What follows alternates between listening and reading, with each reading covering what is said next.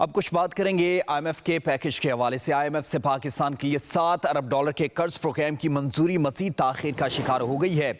IMF executive board के सितंबर में मजीद इजलासों का कैलेंडर जारी कर दिया गया। बोर्ड के 9 और 13 सितंबर के इजलासों में भी पाकिस्तान का एजेंडा शामिल नहीं है। 9 सितंबर के इजलासों में भूटान का केस शामिल किया गया है और 13 सितंबर के आईएमएफ एग्जीक्यूटिव बोर्ड के इजलास में नॉर्वे का पाकिस्तान और आईएमएफ के दरमियान स्टाफ लेवल मुआहिदा 12 जुलाई को हुआ था।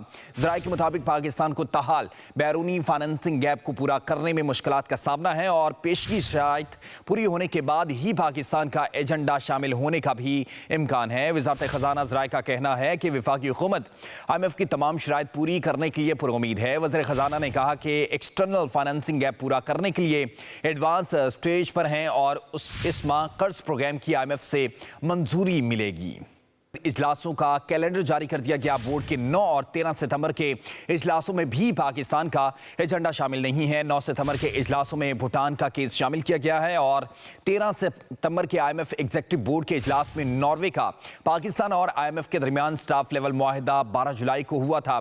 जराये के मुताबिक पाकिस्तान को ताहाल बैरूनी फाइनेंसिंग गैप को पूरा करने में मुश्किलात का सामना है और पेशगी शराइत पूरी होने के बाद ही पाकिस्तान का एजेंडा शामिल होने का भी इम्कान है। वज़ारत खजाना ज़राए का कहना है कि वफाकी हुकूमत आईएमएफ की तमाम शराइत पूरी करने के लिए पुरउम्मीद है। वज़ीर खजाना ने कहा कि एक्सटर्नल फाइनेंसिंग गैप पूरा करने के लिए एडवांस स्टेज पर हैं और इस माह कर्ज प्रोग्राम की आईएमएफ से मंजूरी मिलेगी।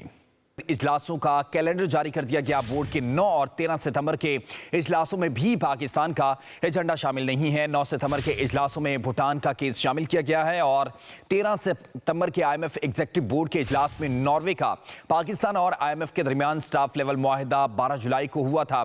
जराये के मुताबिक पाकिस्तान को ताहाल बैरूनी फाइनेंसिंग गैप को पूरा करने में मुश्किलात का सामना है और पेशगी शराइत पूरी होने के बाद ही पाकिस्तान का एजेंडा शामिल होने का भी इम्कान है। वज़ारत खजाना ज़राए का कहना है कि वफाकी हुकूमत आईएमएफ की तमाम शराइत पूरी करने के लिए पुरउम्मीद है। वज़ीर खजाना ने कहा कि एक्सटर्नल फाइनेंसिंग गैप पूरा करने के लिए एडवांस स्टेज पर हैं और इस माह कर्ज प्रोग्राम की आईएमएफ से मंजूरी मिलेगी।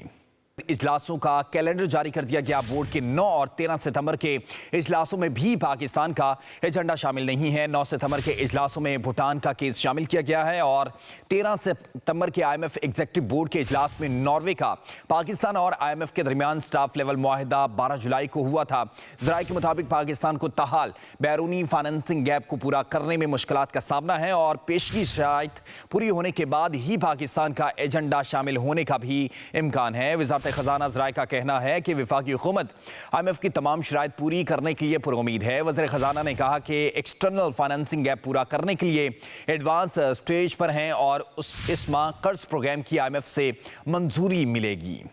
इजलासों का कैलेंडर जारी कर दिया गया। बोर्ड के 9 और 13 सितंबर के इजलासों में भी पाकिस्तान का एजेंडा शामिल नहीं है। 9 सितंबर के इजलासों में भूटान का केस शामिल किया गया है और 13 सितंबर के आईएमएफ एग्जीक्यूटिव बोर्ड के इजलास में नॉर्वे का पाकिस्तान और आईएमएफ के दरमियान स्टाफ लेवल मुआहिदा 12 जुलाई को हुआ था।